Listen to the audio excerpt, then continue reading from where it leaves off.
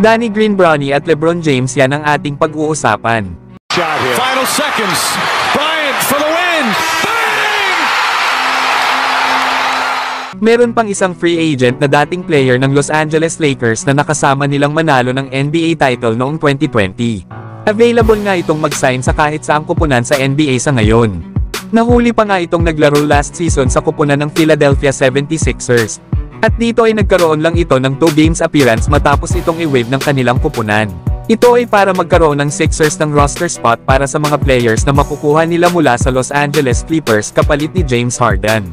Sa ngayon ay may edad na si Danny Green na 37 years old.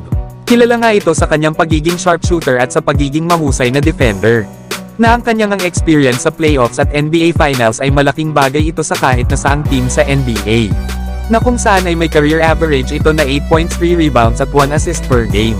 Na may 40% shooting naman beyond the arc.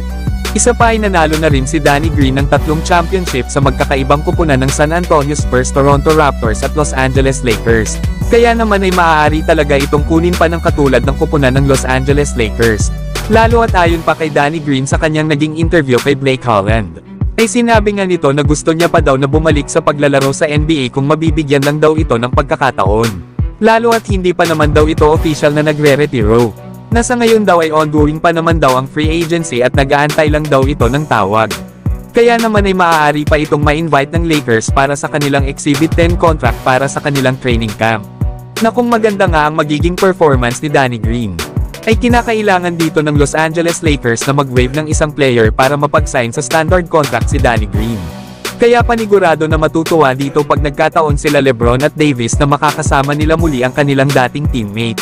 Pero kayo mga idol, maganda ba na kunin ng Los Angeles Lakers itong si Danny Green para sa kanilang second unit?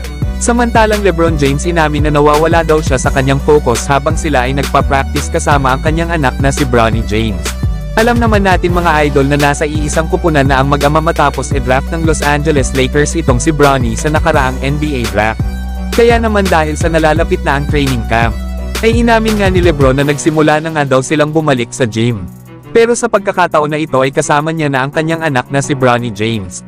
Inamin pa ni LeBron na ito daw ang unang pagkakataon na sila ay magkasama sa loob ng court na magpa-practice bilang isang professional. Kaya dito ay meron daw talagang mga sandali na nawawala daw si LeBron sa focus. Lalo na kapag tinitingnan niya daw si Bronny kapag ito ay nasa sideline habang naghahanda para mag-practice. Kaya isa daw talaga itong hindi kapanipaniwalang taon para kay LeBron at sana ay ganun din daw para kay Bronny James. Yan nga mga idol ang mga sinabi ni LeBron James. Syempre mga idol, ikaw ba naman ang makasama mo sa iisang kupunan ng iyong anak ay maninibago ka talaga. Lalo at ayon sa lumabas na report kahapon mula dito kay Zach Lowe ng ESPN. Ay sinabi nga nito sa isang podcast na 100% daw na maglalaro sa opening game ang mag-ama na sila LeBron at Bronny. At talagang mangyayari nga daw talaga ito mga idol. Kaya kaabang-abang talaga ang first father and son na maglalaro na magkasama sa iisang kupunan sa NBA. Nasa ngayon nga ay todo na ang practice na ginagawa ng mga players ng Los Angeles Lakers, especially na sila LeBron at Anthony Davis. Pero kayo mga idol, excited na ba kayo na makita ang mag-ama na sila Bronny at LeBron James na maglalaro sa opening game ng Los Angeles Lakers?